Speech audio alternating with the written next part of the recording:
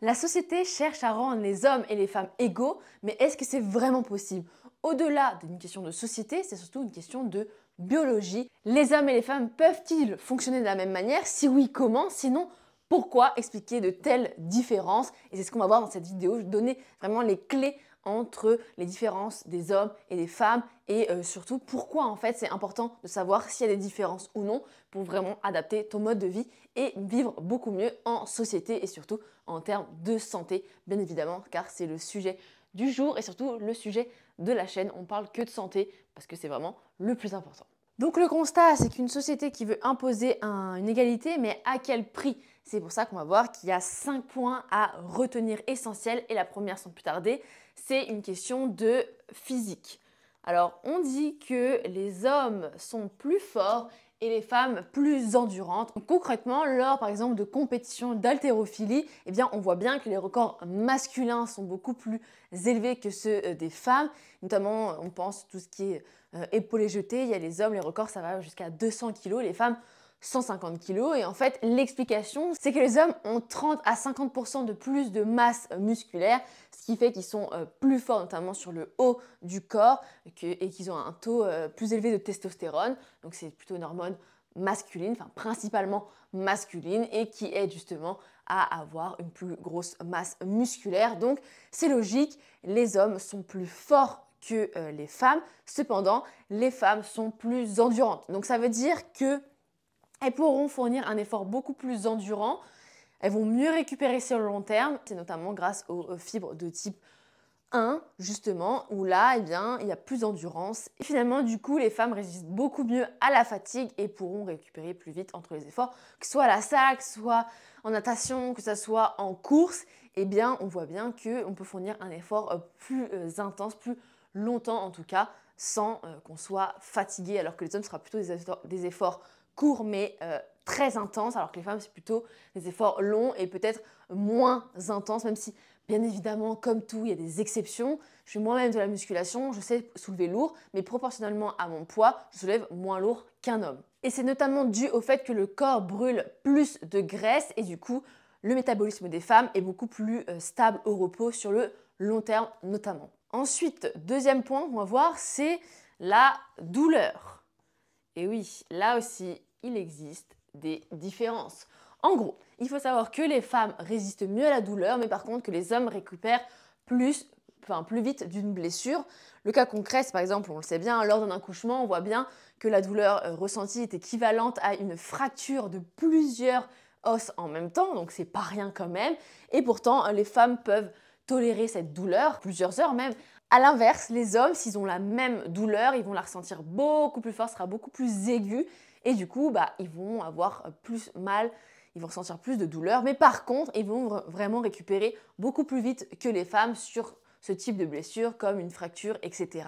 Et en fait, ça s'explique par le fait que les oestrogènes, donc les hormones féminines, eh bien, augmentent la tolérance à la douleur et ça agit sur des récepteurs du cerveau naturel.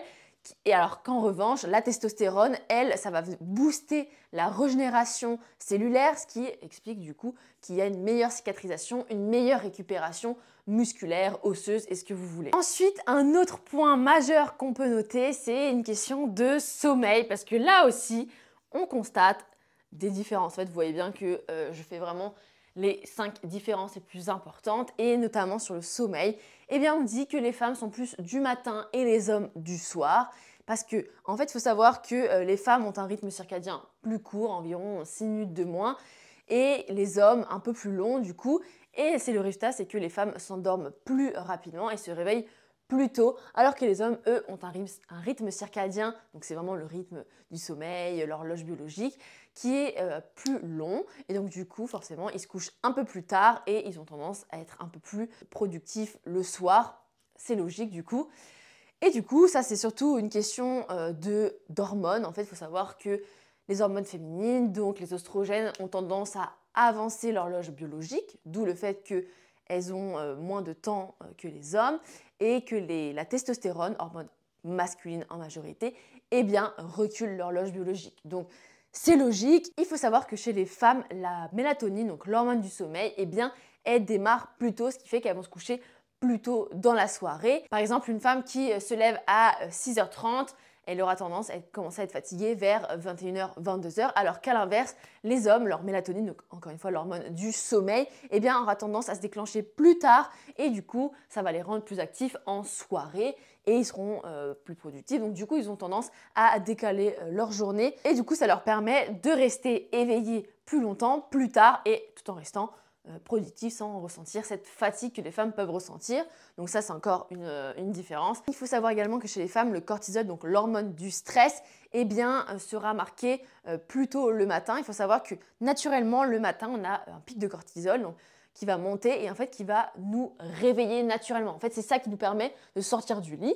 Donc c'est naturel et du coup, chez les femmes, c'est plus marqué le matin. Donc c'est logique que ça soit plus facile pour elles de se lever le matin, contrairement aux hommes où justement là le pic de cortisol est plutôt stable, ce qui leur permet de booster leur concentration et leur productivité le matin. Donc on sent qu'on a plutôt une zone de génie le matin, alors que le cortisol des hommes est beaucoup plus stable, donc ce qui fait que ils auront une énergie plutôt constante tout au long de la journée. Donc peut-être que si tu m'écoutes, tu te reconnais dans déjà ces 3 premiers points.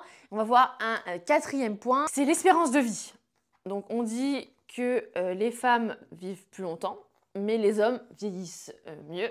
Alors concrètement, comment ça se passe? C'est le fait qu'en moyenne, une femme vit 6 à 8 ans de plus qu'un homme, ce qui est quand même énorme dans presque toutes les cultures. Cependant, il faut savoir qu'un homme âgé de 70 ans a souvent moins de rides, a souvent une meilleure mine, une peau plus épaisse et du coup, il sera beaucoup plus beau gosse, entre guillemets, qu'une femme du même âge qui peut avoir plus de rides parce qu'elle a la peau plus fine. Et l'explication de cette différence quand même de 6 à 8 ans qui est énorme, c'est que les femmes sont protégées des maladies cardiovasculaires grâce aux oestrogènes, donc l'hormone principalement présente chez les femmes, et du coup ce qui leur permet de vivre plus longtemps parce qu'on sait qu'il y a beaucoup d'accidents cardiovasculaires, notamment avec l'âge, et puis beaucoup du coup chez les hommes. Et du coup, par contre, en conséquence, c'est qu'elles produisent quand même moins de collagène après la ménopause, ce qui fait qu'elles ont une peau plus marquée, plus de rides, et donc du coup, qu'il y a cette différence de, ok, les femmes vivent plus longtemps, mais les hommes vieillissent mieux, et on le voit quand même. Je trouve qu'on voit beaucoup même des acteurs, etc., qui n'étaient pas forcément très beaux jeunes. Je pense par exemple à Leonardo DiCaprio, qui n'était pas vraiment beau jeune, mais maintenant qui commence vraiment à être beau gosse. Et donc du coup, on voit qu'avec l'âge, il y a vraiment un charisme en plus. En plus, c'est que les hommes, vu qu'ils n'ont pas de ménopause et qu'ils ont une testostérone plus haute, eh bien, ils ont une meilleure production de collagène. D'où le fait qu'ils aient une belle peau, du charisme, etc.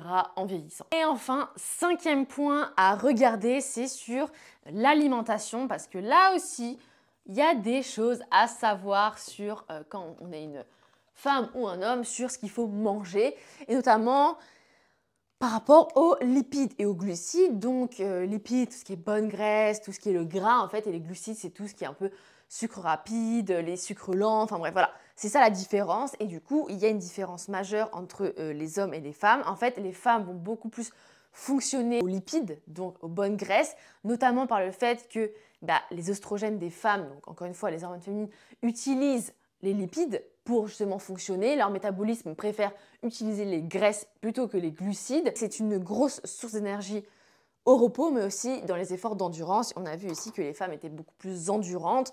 Même si je ne fais pas de marathon, même si je ne fais pas des sports d'endurance, on le sent même quand on fait de la musculation, qu'on est plus endurante. En fait, il faut vraiment distinguer l'endurance en mode la course à pied et même sur une pratique qui n'est pas forcément endurante, où on ressent un peu plus d'endurance, d'énergie sur des plus longues séries, etc.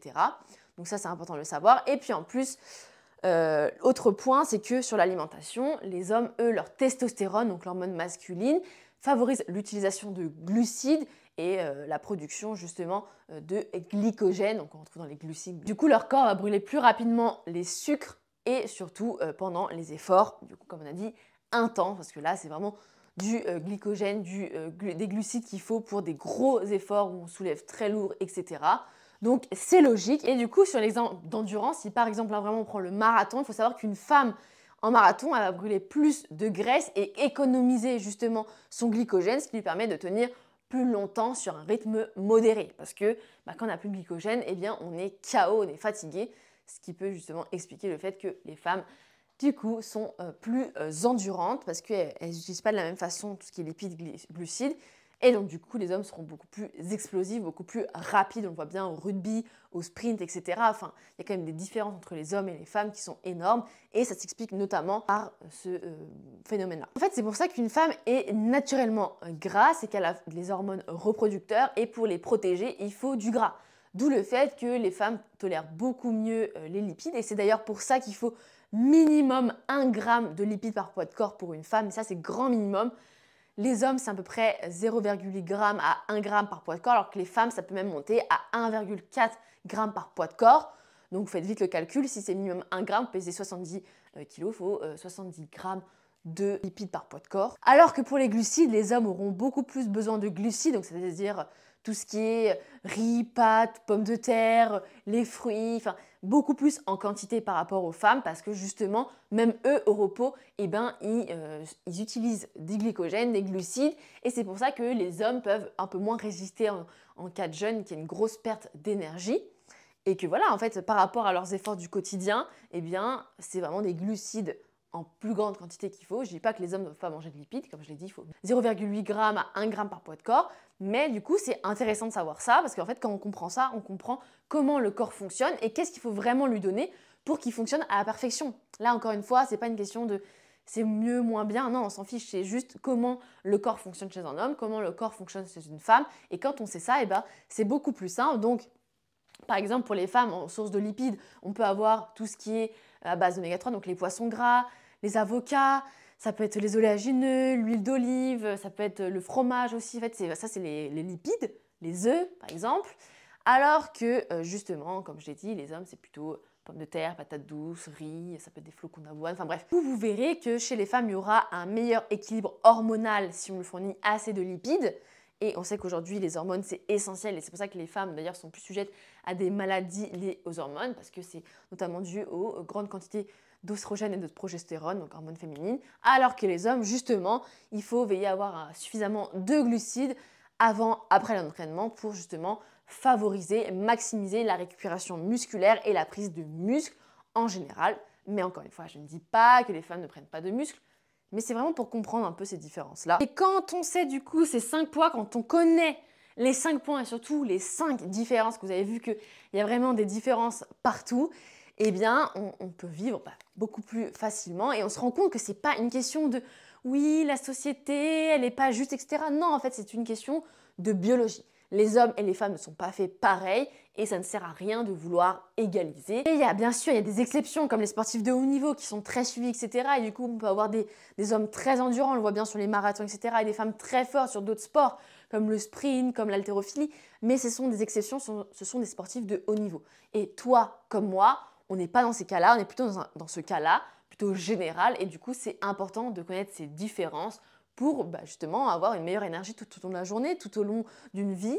Voilà, maintenant tu sais comment gérer ton physique, la douleur, le sommeil, l'espérance de vie et l'alimentation. Voilà, le plus important, c'est de l'adapter à ton mode de vie pour que ça te corresponde à 100%, tout en respectant la biologie de ton sexe, que ce soit un homme ou une femme.